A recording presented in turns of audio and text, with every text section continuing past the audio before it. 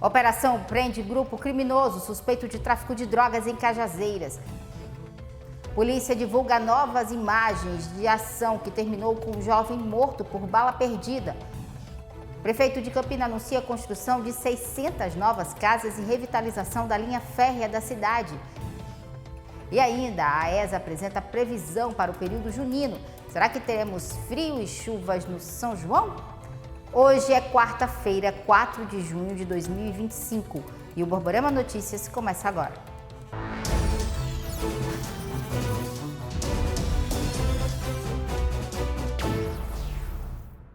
Olá, boa noite. A gente abre essa edição mostrando que a Polícia Civil realizou a Operação Alforria, que desarticulou uma organização criminosa no Brejo Paraibano. A operação ocorreu nesta manhã na cidade de Alagoa Grande, no Brejo. Foi uma ação da polícia com o objetivo de desarticular uma associação criminosa envolvida com o tráfico de drogas e roubos na região. A operação foi denominada Alforria. Foram cumpridos 8 mandados de busca e apreensão. A polícia apreendeu um carro, celulares e cerca de R$10 mil. O delegado Walter Brandão comandou a operação. A Operação Alforria consiste numa fase da investigação que tem como objetivo desarticular uma associação para o tráfico de entorpecentes na cidade de Alagoa Grande, onde hoje demos cumprimento a 8 mandados de busca domiciliar e com isso foi possível apreender veículos roubados, uma grande quantidade de dinheiro e também vários materiais relacionados a estes crimes praticados pela associação investigada. Olha, a Polícia Civil prendeu um grupo criminoso suspeito de tráfico de drogas no Sertão. 8 pessoas foram detidas. A Polícia Civil da Paraíba, por meio do Grupo Tático Especial de Cajazeiras, deflagrou na manhã de hoje, 3 de junho, a Operação Voz do Estado, visando desarticular uma organização criminosa atuante na zona norte de Cajazeiras e em municípios da região, envolvida na prática de tráfico de drogas e roubo majorado. As investigações também conseguiram demonstrar que essa mesma organização criminosa está por trás de um atentado incendiário a uma viatura que estava estacionada na sede, no pátio da delegacia do Grupo Tático Especial. Isso no primeiro semestre do ano de 2024. Por erro, os criminosos acabaram ateando fogo num carro particular de um delegado aposentado. Durante a primeira diligência, hoje pela manhã, um dos alvos empreendeu fuga pelos fundos do imóvel. A equipe permaneceu em campo, permaneceu no encalço e conseguimos localizá-lo no interior de um imóvel onde funcionava um comércio ilícito de entorpecentes. No interior desse comércio haviam mais 2 pessoas, razão pela qual, além dos mandados, foi lavrado um auto de prisão em flagrante em desfavor dessas 3 pessoas pela prática dos crimes de tráfico de drogas e associação para o tráfico. Nesse meio tempo, as equipes cumpriam outro mandado de busca e apreensão.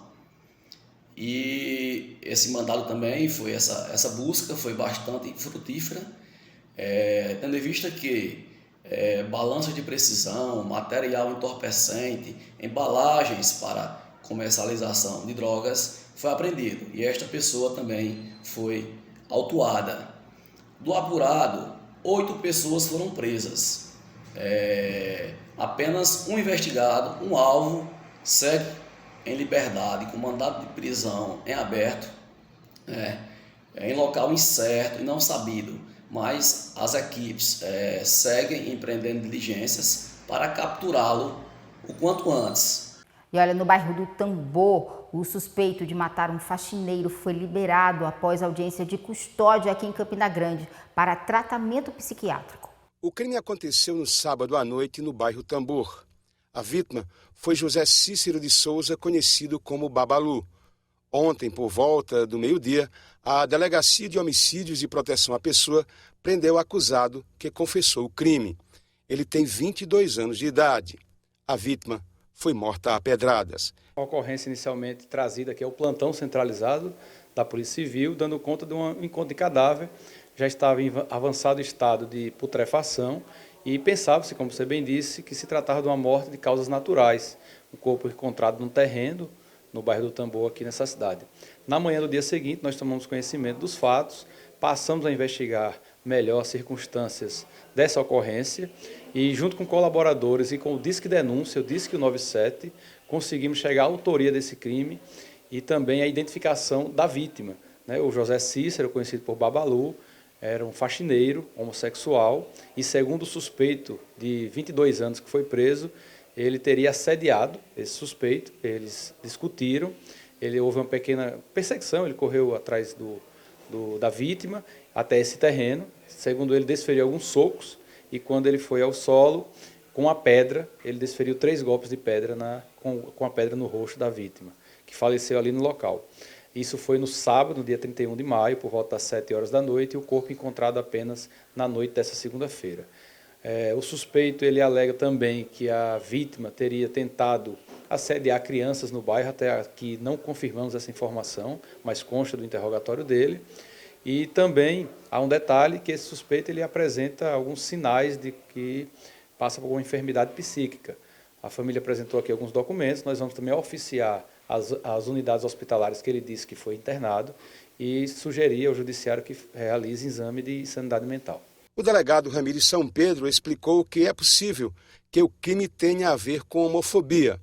No entanto, o acusado apresenta distúrbios. Ele disse que a vítima teria assediado, mas na verdade, pelo que entendemos, se tratou de uma paquera. Ele tentou conversar com ele ali, tocar nele, e por esse motivo, por ódio, ele acabou assassinando a vítima e deixou o corpo lá para ser encontrado apenas dias depois, inclusive com muita dificuldade da gente identificar a vítima, apenas com a ajuda do IPC, do setor de papiloscopia, conseguimos a identificação correta da vítima. O réu que confessou o crime, ele já teve alguma passagem pela polícia, algo assim? Não, um jovem de 22 anos, trabalha como servente pedreiro, agora apresenta realmente esses quadros de surtos psíquicos, com várias tentativas de suicídio. E a Polícia Civil divulgou agora há pouco que o juízo de custódia, após parecer do Ministério Público, concedeu liberdade provisória ao suspeito de matar a vítima José Cícero de Souza, o Babalu, para que procure tratamento médico especializado. E a gente volta a falar sobre o caso daquele tiroteio lá no Alto Branco, um assalto que acabou terminando em tiroteio e um jovem foi atingido e morreu. Novas imagens foram divulgadas pela Polícia Civil. A Delegacia de Roubos e Furtos de Campina Grande disponibilizou mais imagens do assalto ocorrido numa residência de um empresário no bairro Santo Antônio, na manhã da segunda-feira. As imagens mostram o bando colocando um cofre dentro de um carro em que os assaltantes chegaram e depois saem da residência também levando outro veículo. Nas imagens é possível ver 2 dos 5 envolvidos seguindo a pé por uma rua após abandonarem o veículo. Uma das roupas utilizadas por um dos envolvidos foi apreendida pela Polícia Militar ontem pela manhã na casa onde prendeu o 4º membro do grupo. Ele foi preso no bairro Presidente Médici e tem 29 anos de idade. O delegado Francisco Júnior informou hoje que essa prisão foi fundamental para o desfecho do caso, que resultou também na morte de um jovem após uma troca de tiros entre a Polícia Militar e os assaltantes. O confronto aconteceu no bairro Jardim Tavares. A equipe de investigação aqui da delegacia, em continuidade às diligências do flagrante ainda da segunda-feira, captou algumas imagens de segurança e, em contato com informantes, com colaboradores, conseguiu identificar mais um dos suspeitos, sendo um dos 2 que haviam fugido no carro da vítima. Conseguimos identificar um endereço dele aqui na cidade de Campina Grande. A equipe se dirigiu até o local e realizou uma campana e conseguiu identificá-lo saindo da casa e prendê-lo ainda em flagrante no dia de ontem. O preso ontem confessou participação no assalto. Ele confessou, até porque as imagens eram bem claras, inclusive na residência dele foi encontrada a roupa que ele estava usando nas imagens, e ele disse que ficou sabendo do confronto quando chegou em casa, já depois do crime, quando viu no noticiário e nas redes sociais que tinha havido o confronto dos comparsas dele com a guarnição da Polícia Militar. Delegado, o que é que acontece a partir de agora? Porque as investigações continuam, porque teve uma situação de morte, as prisões, ainda tem um suspeito foragido. Isso, as investigações devem continuar, né, em razão do prazo, porque como eles foram presos preventivamente, nós temos agora um prazo de 10 dias para concluir esse inquérito, mas nada impede que a gente instaure um inquérito em autos apartados, tanto para identificar o quinto homem que participou do crime, quanto para avaliar as circunstâncias da morte do rapaz que estava passando durante o confronto com a PM. Delegado, para finalizar, ontem a gente falou aqui, a possibilidade desse mesmo grupo ter agido em outras residências naquela região ali não está descartada. Não, a gente ainda está averiguando isso. E ontem à tarde foi enterrado no cemitério do bairro José Pinheiro o corpo de Daniel Nunes de Araújo. O rapaz tinha 21 anos de idade. Ele caminhava na rua onde aconteceu o confronto entre a polícia militar e os assaltantes e foi vítima de uma bala perdida. Um amigo dele foi atingido com um tiro de raspão na cabeça. Os dois voltavam de uma unidade de saúde. Olha, a polícia prendeu o suspeito de assaltar uma farmácia aqui em Campina Grande, ali nas proximidades do Parque da Criança. Policiais do 10º Batalhão da Polícia Militar prenderam ontem à tarde, no bairro Liberdade, em Campina Grande, o acusado de assaltar uma farmácia nas imediações do Parque da Criança. O que chama a atenção nesse assalto é que ele utilizou um retrovisor de motocicleta, entrou na farmácia, foi até a sala onde estava o gerente e acabou roubando a quantia de R$5.000. Depois fugiu. Só que ele foi perseguido e quando chegou na Travessa Bahia, onde mora, a Polícia Militar já estava informada. Lá chegando, os policiais militares entraram na residência com a autorização da avó do acusado e ele confessou o crime. E lá queria dividir a quantia de R$5.000 com os policiais militares. Essas imagens que vocês estão vendo agora são do acusado, que tem 21 anos de idade, sendo conduzido aqui para o IPC, onde ele foi fazer exames. Mudando de assunto, o prefeito Bruno Cunha Lima anunciou a construção de 3 novos conjuntos habitacionais com capacidade para 600 moradias em Campina Grande. Além disso, também está viabilizando recursos para a revitalização da linha férrea junto ao Ministério dos Transportes em Brasília. Isso mesmo, o anúncio feito pelo prefeito Bruno Cunha Lima traz essa novidade, que é a construção de 3 novos condomínios habitacionais em Campina Grande. Essas aquisições aconteceram depois de uma reunião do prefeito com a superintendência da Caixa Econômica Federal aqui em Brasília. Um desses condomínios já está em vias de assinatura de contrato e vai se chamar Ivandro Cunha Lima, uma homenagem ao tio de Bruno Cunha Lima, que faleceu em 2022. Os outros 2 já estão em processo de protocolo e também serão homenagens a grandes nomes campinenses. Um se chamará Bilio de Campina e o outro Antônio Barros, fazendo uma justa homenagem a grandes nomes da cultura campinense. Esses conjuntos habitacionais terão capacidade para cerca de 600 novas residências, de acordo com o prefeito Bruno Cunha Lima. Bruno também esteve em audiência no Ministério dos Transportes com o secretário executivo Jorge Santoro para tratar sobre a revitalização da linha férrea que cruza Campina Grande.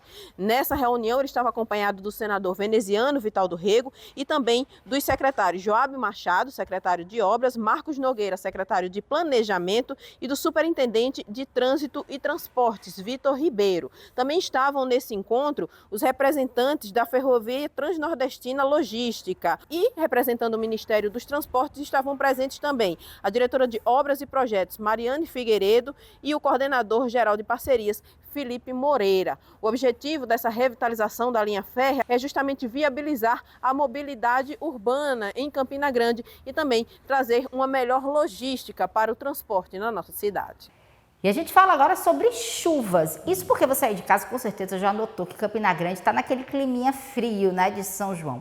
Pois bem, nossa repórter Sabrina Lima foi até a ESA para ter mais detalhes sobre a previsão para os próximos dias. Será que a gente vai ter um São João com sol ou chuva? Sabrina Lima conta pra gente. Teve dias de estar na casa dos 19 graus e a tendência é que essas temperaturas diminuam, que o período inverno, estação do ano, ainda começa dia 20 e 21 de julho, de junho, na verdade, e a tendência é que junho e julho, né, que são os meses mais frios, que essa temperatura ainda baixe mais. E aí, período chuvoso aqui em Campina Grande também coincide nesse período? Coincide com o inverno, né? O período chuvoso para essa faixa leste, que compreende litoral, Agreste e Brejo, é de abril a julho. Então, como a gente está em junho, a gente está no mês mais chuvoso, né? Historicamente falando, no mês mais chuvoso, que é junho, e está ocorrendo essas chuvas com previsão ainda até sexta-feira aqui para Campina Grande. Região do litoral até o Agreste. Região do litoral até o Agreste, mais a ocorrência de chuva mais intensa para o litoral, né? À medida que ele vai adentrando mais no continente para pegar o Brejo e o Agreste, essa chuva, a tendência é que diminua um pouco. E aí a expectativa em relação a junho é que a gente fique na média em relação à chuva? Isso, a previsão para o mês de junho é que a chuva fique em torno da média, né? A média é bem alta para essa região, então a gente vai acompanhando essa chuva diariamente e quem quiser acompanhar pelo boletim meteorológico de chuva, que a ESA emite diariamente. Gente, se tem uma coisa que a gente usa todo dia e não fica sem, é o WhatsApp, né? E o TIM Pré-Chip é o plano perfeito para quem gosta de um zap. Com o TIM Pré-Chip é assim, você tem um WhatsApp ilimitado para tudo o mês todo, mesmo se a recarga acabar. É isso mesmo, aproveita que está no início do mês e recarrega logo. Fazendo uma recarga de qualquer valor, você fica conectado até o final do mês.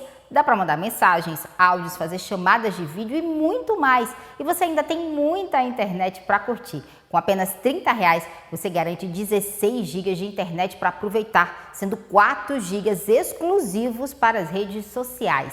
É por isso que o TIM Pré-Chip é o pré que todo mundo quer. Se você já é TIM, baixe o app Meu TIM e recarregue agora. Se você ainda não é, compre logo o seu TIM Chip e recarregue para aproveitar. TIM, surpreenda-se com a líder em 5G. A seguir, Arthur Balinha fala sobre a saída do 13.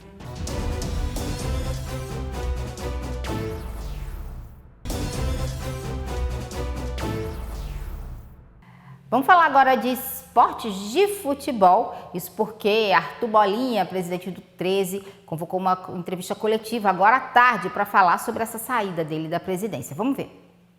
Na verdade, o que aconteceu foi o seguinte, eu sempre fui e disse, eu sou muito aberto a críticas, eu acho que todo mundo erra, intencionalmente ou não, errar faz parte. Futebol impõe a quem está à frente dele desafios enormes, né? A regra, na verdade, é perder, que você começa uma competição, imagina, por exemplo, a gente está disputando a Série D, são 64 clubes, apenas 4 sobem, então 60 irão perder, então é a regra, é perder. E, obviamente, o torcedor, muitas vezes, movido por sua personalidade, critica, pede renúncia, faz uma série de coisas, mas isso até faz parte do futebol. Quem está à frente tem que ter grandeza e compreensão para poder entender que isso faz parte, né, do cotidiano de quem está à frente eu acho que quase todos os clubes no Brasil, de uma maneira ou de outra, os seus dirigentes terminam sofrendo esse tipo de cobrança. Agora, quando a coisa toma uma conotação de execração pública, de desmoralização pública, de expulsão pública, na frente de filho, de genro, detratando sua mãe, quer dizer, a coisa perde o sentido. Essa diretoria, toda ela está aqui à frente do 13, porque ama muito o 13, todos eles têm uma história. Eu assumi essa incumbência em homenagem à memória do meu pai, e uma das coisas que eu mais me sentia bem quando estava era poder levar isso para os meus filhos, né? E de repente você começa a dizer, eu não posso ir para um campo para o meu filho, porque meus filhos vão estar vendo seu pai ser execrado publicamente. Eu sei que não é o momento, óbvio que não é momento de deixar o 13 do ponto de vista do calendário, da própria responsabilidade, isso aí eu sei mais do que todo mundo. Tanto é que, na verdade, a gente comunicou ao Conselho que a diretoria irá renunciar.